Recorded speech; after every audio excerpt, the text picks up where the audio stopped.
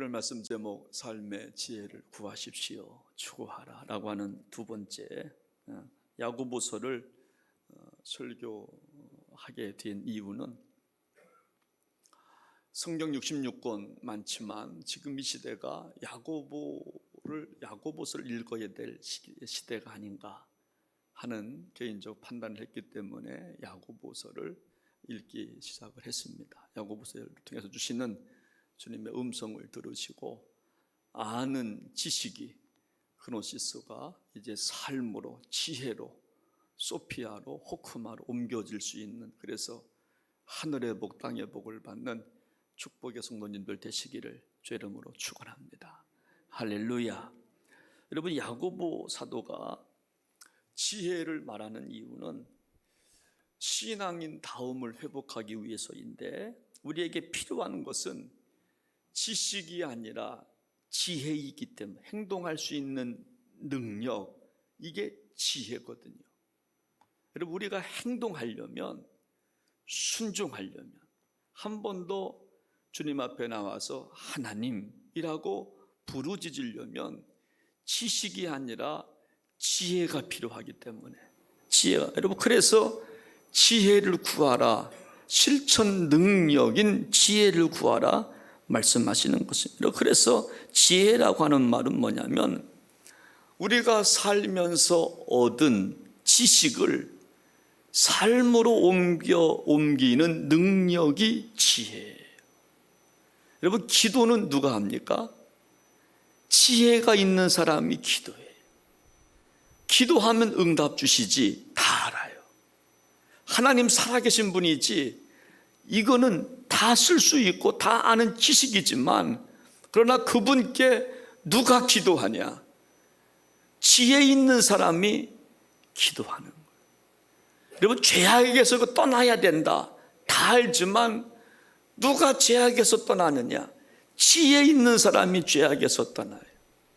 내가 이렇게 해야지, 내가 저렇게 해야지 알고 있지만, 이거 아는 것을 삶으로 움직여서 하나님의 복을 받으려면 지혜가 필요하기 때문에 지혜를 구하라, 그렇게 설명하시는 것입니다.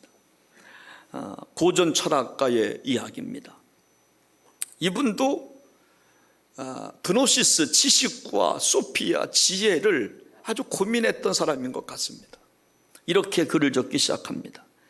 내가 알고 있는 나의 가장 부족한 측면은 실천력이다. 내가 내 알에 대해서도 부끄러움이 많지만 허약한 실천력에 대해서는 견디기 어려울 정도로 부끄럽다. 내가 아는 조그만한 지식, 그것도 부끄러움이 많지만, 공부한다고 했지만 아는 지식도 부끄럽지만, 그 알고 있는 지식을 실천하기 위한 나의 삶을 보면 더 부끄럽다라고 하는, 견디기 힘들 정도로, 조그마한 지식 아는 것도 부끄럽지만 더 공부할 수 있었는데, 내가 게을러서 공부하지 못한 그 게으름도 부끄럽지만, 그 아는 지식을 가지고도 삶으로 옮겨낼 수 있는 실천력이 부족한 것이 더 부끄럽다. 오늘 우리는 정말 어떻습니까? 여러분, 예수님을 아는 지식 우리에게 있습니다. 여러분, 그러나 예수님을 아는 지식도 사실은 정말 부끄럽죠.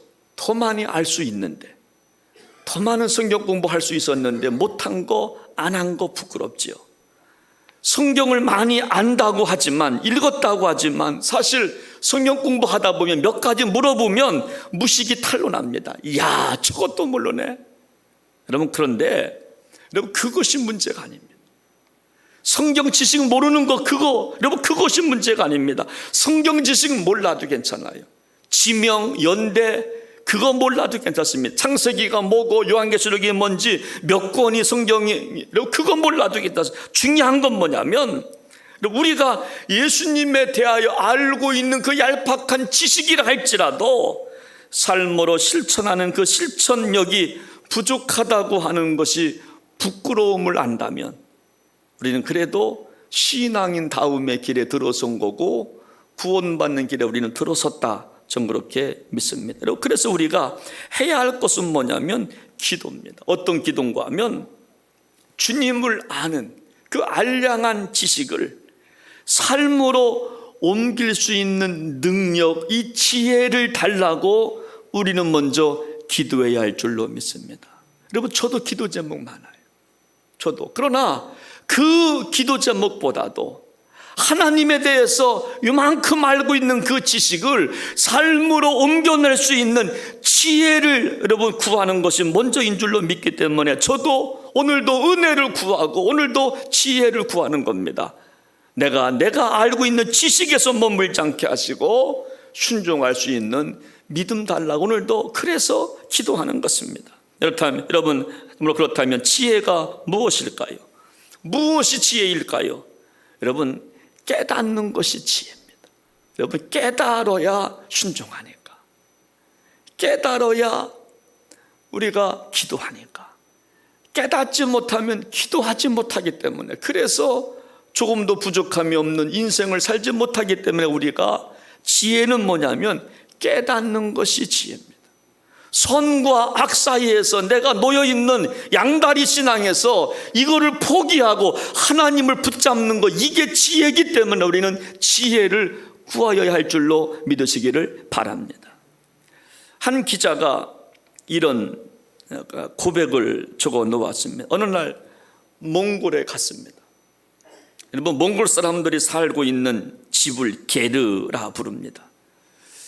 그 게르 안에서 이제 한밤을 청해야 되는데 마침 오늘 아침처럼 비가 이제 주룩주룩 이제 내리기 시작합니다. 그 비를 보면서, 빗소리를 들으면서, 빗방울이 게르에 이렇게 떨어지는 소리를 들으면서 시 한 편을 적었어요. 제목이 초원의 비예요.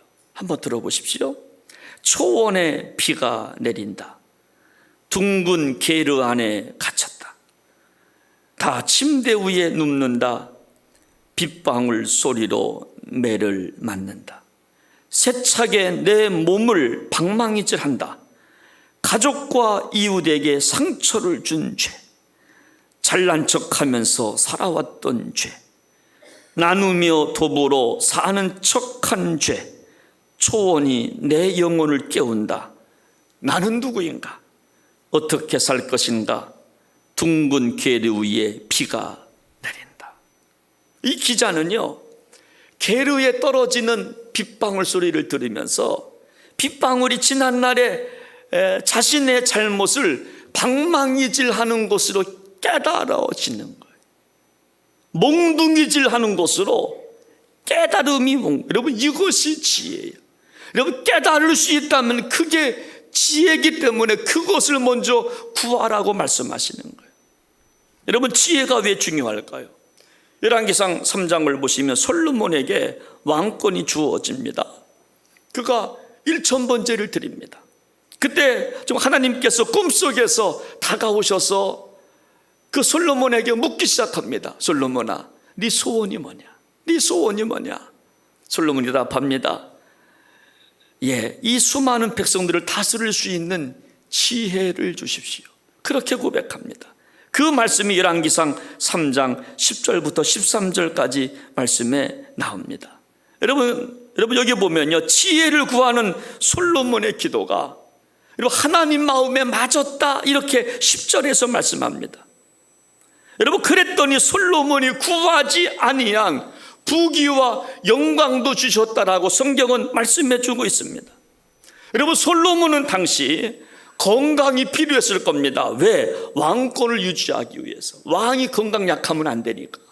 그래서 건강도 필요했을 겁니다. 물질도 필요했을 겁니다. 왜냐하면 정말 나라가 부강해져야 되기 때문에 물질도 필요했을 겁니다. 또 원수 갚는 것도 필요했을 것입니다. 그러나 이거 다 뒤로 하고 솔로몬이 지혜를 구하기 시작합니다. 하나님, 백성들을 인도하려면 저에게 지혜가 필요합니다. 돈으로 인도하는 거 아닙니다. 저에게 지혜를 주십시오. 백성들의 아픔을 내가 해결하기 위해서는 지혜가 필요합니다. 지혜를 달라고 했더니 하나님께서 구하지 아니한 건강도 주시고 물질도 주시고 부귀 영화도 주셨다. 성경은 말씀하고 정말 있는 것입니다. 그러므로 그리스도인들은 순간순간 삶의 자리에서 기도해야 할 줄로 믿습니다. 그러면 하나님께서 지혜를 주시는 거예요. 실천력을 주시는 겁니다. 순종할 수 없을 상황에 순종할 수 있는 힘을 주시는 겁니다. 기도할 수 없는 상황에 한 번도 부르짖으라 하고 기도할 수 있는 힘을 주시는 것입니다. 그런데 우리는요, 이런 상황을 만나면 이런저런 말을 너무나 많이 할 때가, 기도보다 앞서가면 안 됩니다. 이거는 지식입니다. 제가 누누이 말합니다. 여러분, 기도보다 앞서가지 마십시오. 기도보다 먼저 가시면 안 됩니다. 기도가 먼저입니다. 이거를 제가 누누이 말하지만 어떤 사람들 어려운 상황을 만나면 기도하기보다 원망과 불평을 앞세우는 분들이 너무나 많기 때문에 오늘 성경을 말씀하는 겁니다. 여러분, 힘들고 어려울 때 지혜를 구하라고 우리에게 말씀하시는 것입니다. 여러분, 우리가 부르는 찬양이 있지요. 제가 좋아하는 찬양입니다. 오늘 집을 나서기 전 기도했나요? 그죠? 우리는 늘 기도하면서 살아가야 되는 것입니다. 집을 나설 때, 직장을 우리가 갈면서 기도하는 겁니다. 누구든지 어떤 상황에서 우리가 기도하는 것입니다. 여러분, 근데 오늘 성경은요, 지혜를 구할 때 이렇게 구하라, 여러분, 그렇게 말씀하시는 제목이 있는데, 대목이 있는데, 우리 한번 오늘 야고보서 1장 5절과 6절을 함께 좀 읽어보도록 하겠습니다. 5절과 6절을 지금 시작합니다. 너희 중에 누구든지 지혜가 부족하거든 모든 사람에게 후히 주시고 꾸짖지 아니하시는 하나님께 구하라. 그리하면 주시리라. 오직 믿음으로 구하고 조금도 의심하지 말라. 의심하는 자는 마치 바람에 밀려 요동하는 바다 물결 같으니. 아멘. 여러분, 우리가 지혜를 구하면 힘과 능력을 주시고 부귀와 영광도 주시는데, 지혜를 구할 때, 기도할 때 중요한 것은 뭐냐면 의심하지 말고 기도하라는, 할렐루야. 의심하지 말라. 여러분, 의심하는 사람은 마치 바람에 밀려 요동하는 바다 물결 같다. 여러분, 야고보는요, 예수님의 동생이기 때문에 갈릴리 바다를 늘 지켜보고 살았던 사람입니다. 그러니까 갈릴리를 바라보면서 그렇구나, 물결을 바라봐서 물결이 얼마나 정말 무서운가를 보고 정말 살았기 때문에 마치 바람에 밀려서 요동하는 바다 물결 같으니까 의심하지 말고 기도하십시오. 주님을 의지하고 기도하십시오. 믿고 신뢰하고 기도하십시오. 여러분, 그래서 오늘 성경은요, 첫 번째로 믿음으로 기도하는 자세를 말씀해 주고 있는데, 우리가 믿음으로 구한다고 하는 것은 뭐냐면 의심하지 않고 구하는 게 믿음으로 구하는. 그러면 지혜를 주셔서, 그래서 순종할 수 없을 때 순종하고 아는 지식을 삶으로 옮기는 힘을 얻어서 부귀 영화 하나님의 복을 받게 된다. 성경은 우리에게 정말로 말씀하시는 것입니다. 여기 말씀 보면요, 정말 의심하지 말라고 했는데 이 뜻은 뭐냐면 주저하는 것이 의심하는 거예요. 여러분, 의심한다고 하는 뜻이 뭐냐면 주저하는 거예요. 여러분, 왜 우리가 실천하지 못하느냐? 우리가 아는 지식을 왜 실천하지 못해서 왜 복을 받지 못하는가 하면 주저한다는 거예요. 할까 말까, 갈까 말까, 순종할까 불순종할까, 떠날까 말까, 계속 우리는 갈등을 주저한다는 거예요. 그래서 정말 믿음 없는 사람의 특징은 뭐냐면 늘 주저해요. 주저하다가 우리 인생 70, 80 그냥 끝나는 겁니다. 한 번도 결정을 못하면 늘 주저해요. 늘 어떤 사람이 하면은 그래 하십시다, 늘 따라가는 인생만 되지 내가 결정을 못해요. 할까 말까, 갈까 말까. 그러나 이것을 극복하는 길은 믿음으로 기도하는 거예요. 의심하지 말고. 여러분, 이 앞에 서 있는 여러분 김현 목사도요, 문제 앞에서 늘 정말 웃는 사람이 아닙니다. 저도 힘들 때가 있어요. 저도 힘들고 괴로울 때가 있어요. 아플 때가 있습니다. 힘겨울 때가 있습니다. 제가 어느 분한테 그렇게 내가 문자를 넣어드린 적이 있어요. 저도 당신 가슴에 내 얼굴 묻고 저도 좀 울고 싶을 때가 있습니다. 제가 그랬어요. 저도 울고 싶을 때가 있습니다.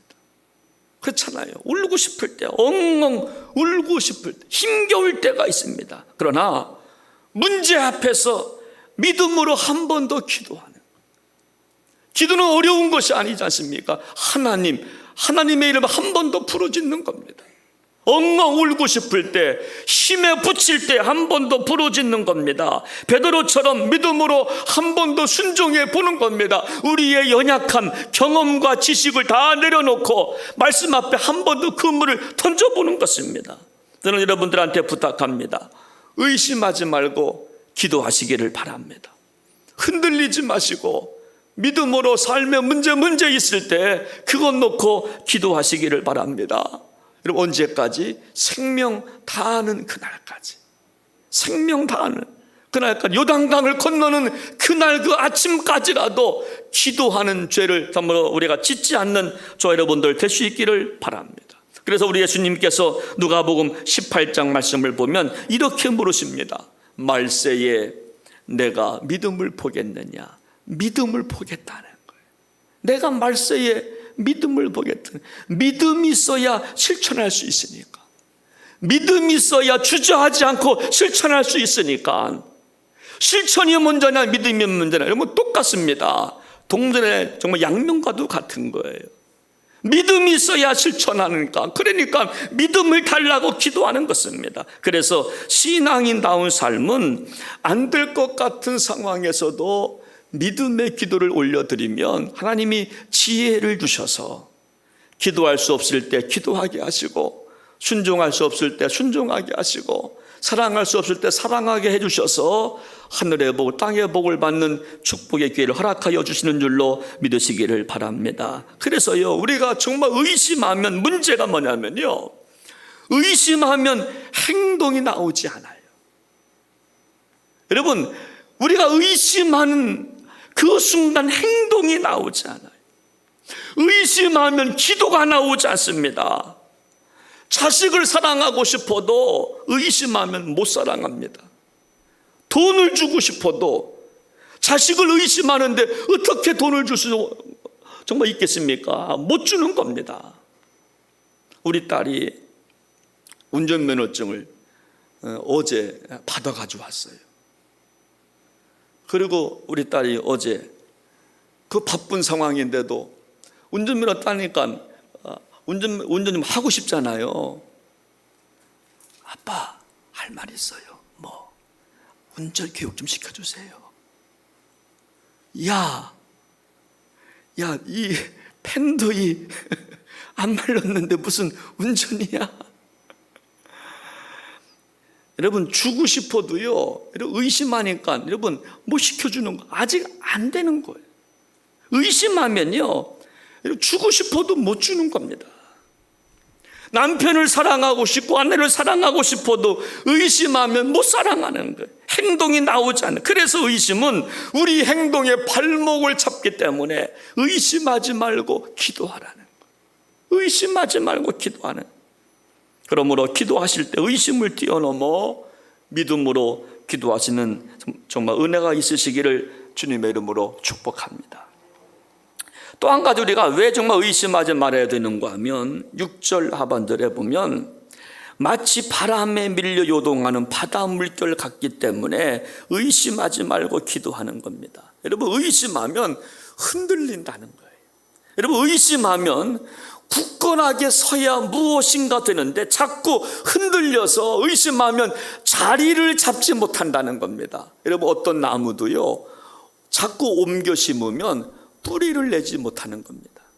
그러니까 한 군데 있는 게 최고예요. 그러면 뭘 해도 되는 겁니다. 근데 자꾸 옮겨 심으면 이게 뿌리를 못 내려요. 여러분, 직장생활도 마찬가지 아닙니까? 주신 곳에서 천직이라 생각하고 여러분 뿌리를 내리면 뭔가 정말 이루어지는 거예요. 제가 1부 예배 때는 제가 그런 말씀 드렸는데 2부 예배 때 여기 정말 나오셔서 내가 드려야 될는지 모르겠는데 한번 드릴게요.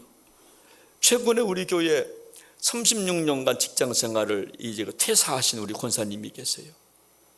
몇 년 동안요? 안 놀라시네. 36년간. 이야, 36년간 한 직장을 꾸준히 다니시다가 퇴사하셨대요. 논지 다 하실 거예요. 근데요, 더 감동적인 게 뭔지 아세요?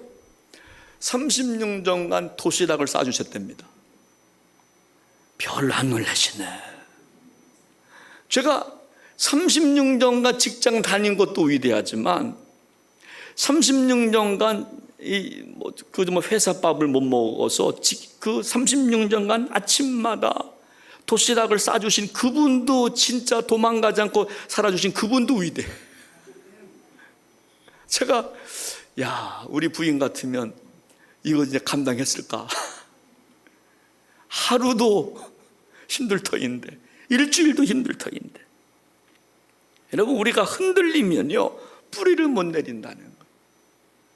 그래서 우리가 정말 의심하지 말고 그래서 기도하라는 거예요. 믿음 갖고 기도하라는 거예요. 근데 많은 사람들은 환경이 조금만 힘들고 어려우면 가치관을 바꿔요. 철학이라고 말했던 철학적 삶도 바꿔요. 삶의 궤도를 이탈합니다. 기본적 윤리 도덕을 잃어버립니다. 결국 이런 사람은 죽기 얻기를 생각하지 말라, 성경은 말씀하고 계시는 것입니다. 오늘 또한 6절에 보니까 요동친다 그랬는데 이 뜻은 뭐냐면요, 변덕스러워 일이 마감되지 못한다, 이 뜻이 바로 정말 요동친다는 겁니다. 우리가 의심이 많으면요 변덕스러워서 이 일을 마감을 못해요. 마침표를 찍고 새로운 문장을 써야 될 거 아닙니까? 새로운 역사를 기록해야 될 거 아닙니까? 신앙의 역사든 가정의 역사든 교회의 역사. 그런데 시작은 했는데 마침표를 못 찍는 겁니다. 변덕스러워서 마감을 못 짓는 거예요.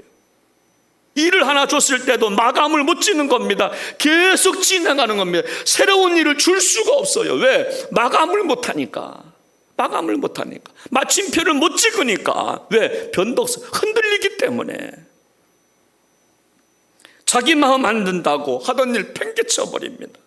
신앙에 치조가 없이, 이런 사람들은 죽기 얻기를 구하지 말라 말씀하시는 것입니다. 그러므로 아무리 힘들고 어려워도 우리는 의심하지 말고 흔들리지 말고 믿음으로 구하셔서 지혜, 실천 능력을 우리가 받아서 기도함으로 응답받는 저 여러분 되시기를 주님의 이름으로 축원합니다. 오늘 말씀 준비하다가 이런 책 제목이 있습니다. 젠틀맨, 신사. 여러분, 누가 신사냐? 여기 보니까 세상의 절반은 남자지만 신사는 드물다 그랬어요. 네. 여러분, 세상의 절반은 남자지만 젠틀맨은 드물대요. 저는 가슴이 뜨끔해요. 나는 젠틀한가? 나는 목회 젠틀하게 하고 있나? 제가 생각해 봤어요. 목사로서 젠틀하게 살고 있나?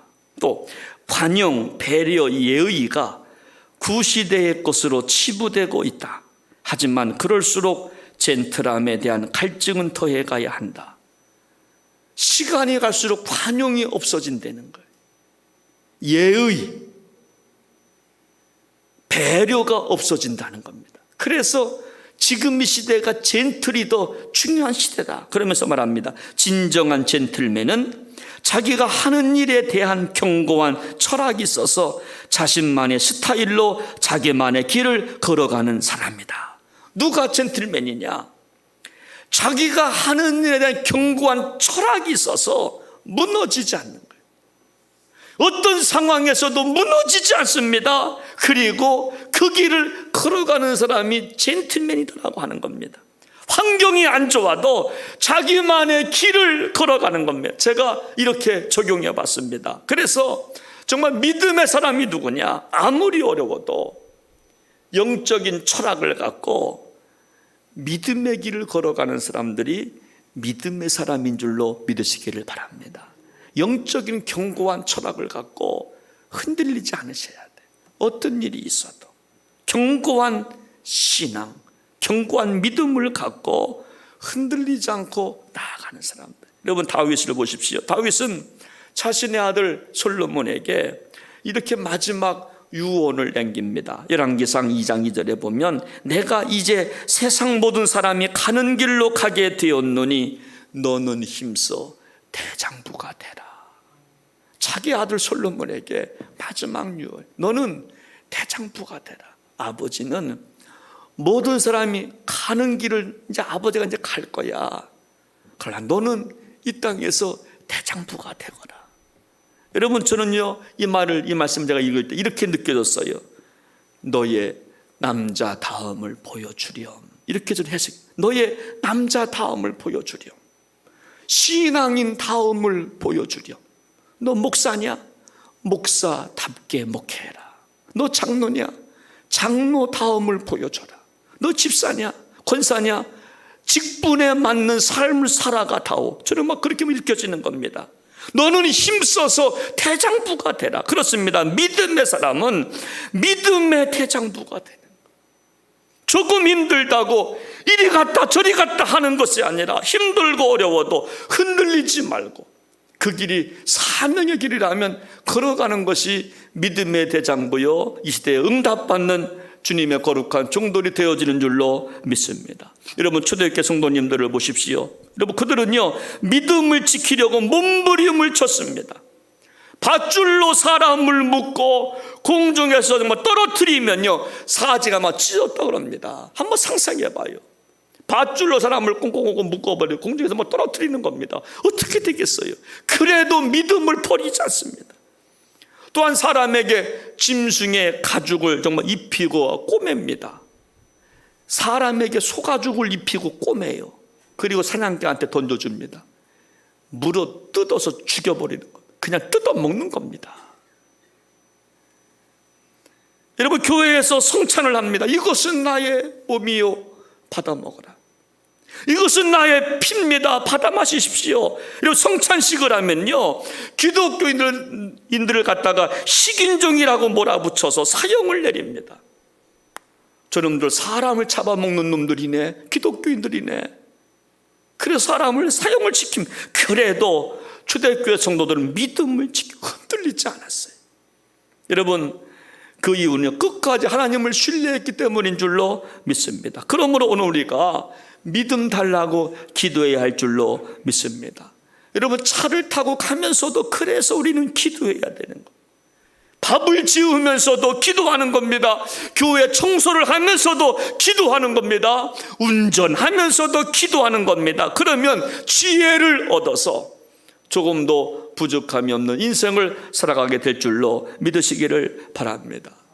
연기 생활 40년을 했던 고두심 씨가, 기자가 고두심 씨의 고두심 맞죠?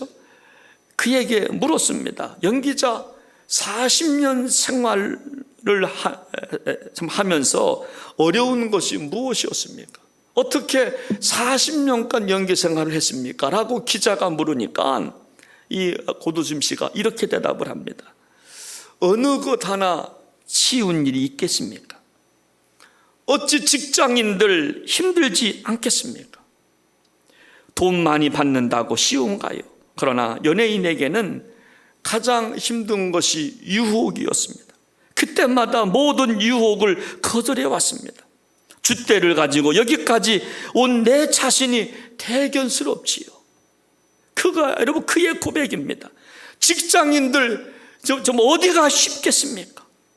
돈 많이 번다고 쉽겠습니까? 저에게는 유혹이 많았습니다. 유혹을 거절하기가 참으로 어려웠습니다. 그러나 저는 줏대를 가지고 지켜냈습니다. 여러분, 이것이 정말 예수 믿는 사람인 줄로 믿습니다. 모든 사람들 세상의 유혹에 다 정말 있을 때 우리는 믿음을 갖고 거부하는 겁니다. 예수님처럼 천하만국을 보여주면서 나한테 한 번만 절하면 내가 다 주겠다라고 유혹할 때 말씀으로 이겨내는 것입니다. 사람이 떡으로만 사는 것이 아니라고, 하나님의 참으로 말씀으로 사는 것이라고, 말씀으로 이겨내셔서 우리가 믿음의 대장부가 되어주시기를 주님의 이름으로 부탁을 드립니다. 여러분, 친구 목사가요 간혹 전화하면 병원에 갔다고 이야기를 해요. 또 어느 날 물어보면 자기가 병원에 간 게 아니라 우리 교인 때문에 병원에 갔다고 이야기를 해요. 또 어느 때는 전화하면 보일러 고친다고 이야기해요. 누구 보일러? 그러면 교인 보일러라고 이야기를 해요. 그러니까 이 친구 목사는 시골 목회하면서 교인들 병원에 간다고 하면 차로 병원까지 모시다 드리는 거예요. 보일러가 고장났다고 하면 보일러를 고쳐주는 거예요.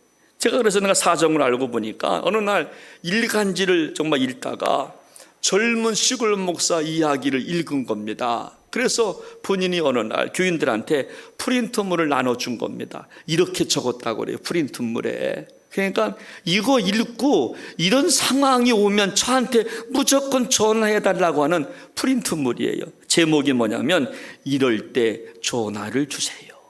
한번 들어봐요. 보일러가 고장나면 전화 주세요. 텔레비전이 고장나면 전화 주세요. 냉장고가 고장나면 전화 주세요. 전기가 휴대폰이 무거운 것 들 때 전화 주세요. 농번기 일손이 부족하면 전화를 주세요. 마음이 슬프거나 괴로울 때 전화를 주세요. 몸이 아프면 이것저것 생각하지 말고 전화를 주세요. 병원에 갈 일 있으면 전화를 주세요. 그리고 마지막에 경로당에서 혹시 고스톱 칠 때 짝이 맞지 않아도 전화를 주세요.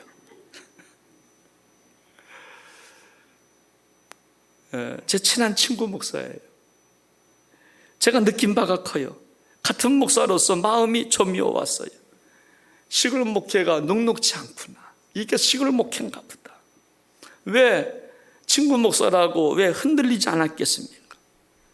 왜 쉬고 싶지 않겠습니까? 목사가 농번기에 일하고 텔레비전 고쳐주고 전기 고쳐주고 왜 이거 다 해야 돼? 왜 고스톱까지 쳐줘야 되는가?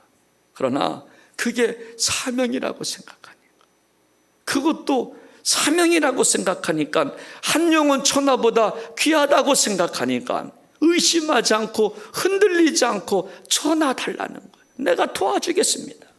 저는 정말 여러분들이 흔들리지 않고 믿음의 길을 걸어가시기를 바랍니다. 바람에 밀려 요동하지 않기를 바랍니다. 의심하지 않고 기도하십시오.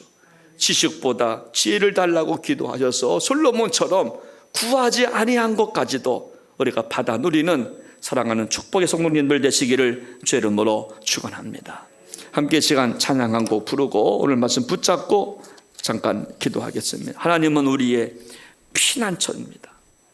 여러분, 이 제목에 동의하십시오. 하나님은 우리의 피난처 맞습니다. 그분께 이 시간 기도하는 마음으로 같이 찬양하겠습니다.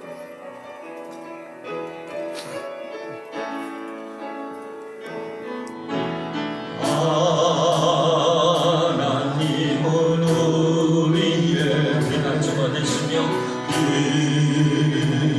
피난처가 되시며 환난 중에 우리의 힘과 도움이시라. 힘과 도움 같이 하고 하나님은 우리의 피난처가 맞습니다.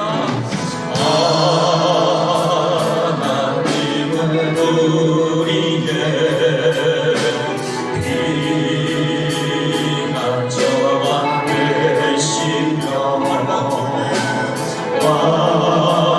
환난 중에 우리의 힘과 도움이시라.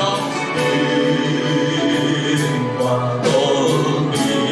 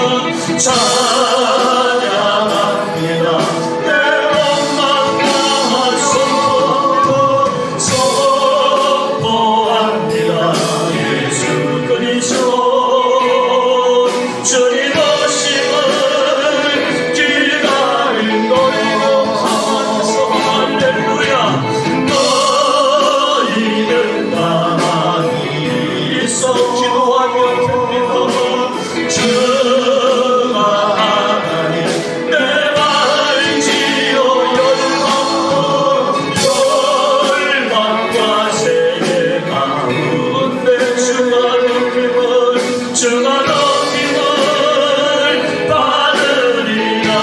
이 시간 기도하기 원합니다. 이 시간 여러분 누가 기도합니까? 지혜가 있어야 기도합니다.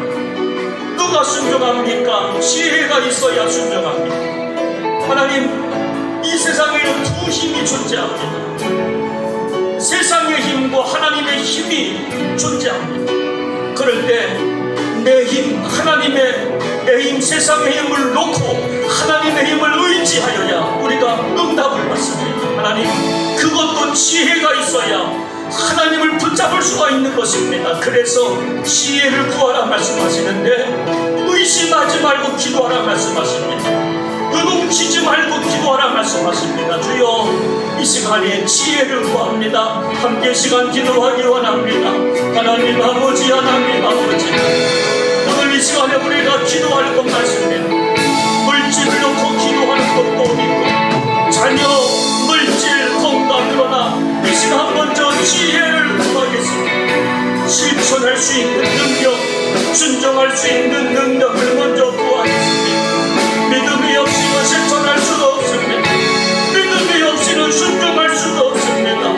원망과 불평과 우리 입술에서 재갈을 먹이시고 어린 이제부터 입술로 부정적으로 원망과 불평하지 않게 하시고 순종할 수 있는 힘도 지혜가 있어야 순종할 수가 있고 누가 기도합니까? 지혜가 있는 자가 기도합니다.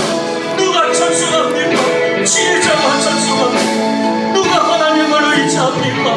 지혜자가 하나님을 의지할 수가 있습니다. 자비하신 여호와여, 하나님을 의지할 수 있는 지혜를 주시기 원합니다. 세상에서 갈팡질팡하지 않게 하시옵소서. 흔들리지 않게 하여 주시기를 원합니다.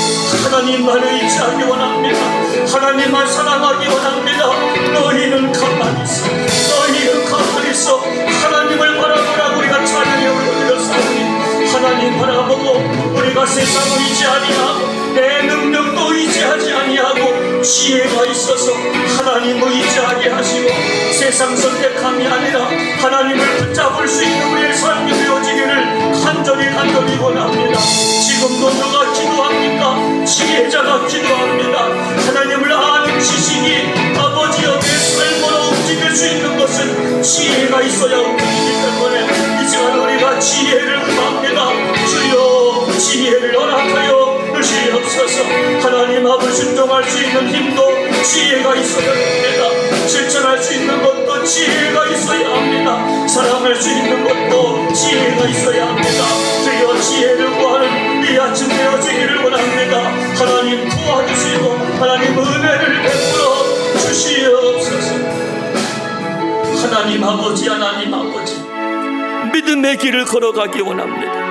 흔들리지 않기를 원합니다. 바람에 밀려 요동치지 않게 되기를 원합니다. 하나님, 우리가 오늘도 지혜를 구합니다. 하나님 아버지, 내가 순종할 수 있는 것도 지혜요, 기도할 수 있는 것도 지혜요, 하나님을 사랑할 수 있는 것도 지혜입니다. 내가 선택할 수 있는 것도 지혜입니다. 그노시스 지식에서 머물지 않게 하시고 순종할 수 있는 지혜를 얻어서 하나님의 복을 받는 축복의 성도들 모두가 되게 하여 주옵소서. 존귀하신 예수님의 이름으로 간절히 기도하옵나이다. 아멘.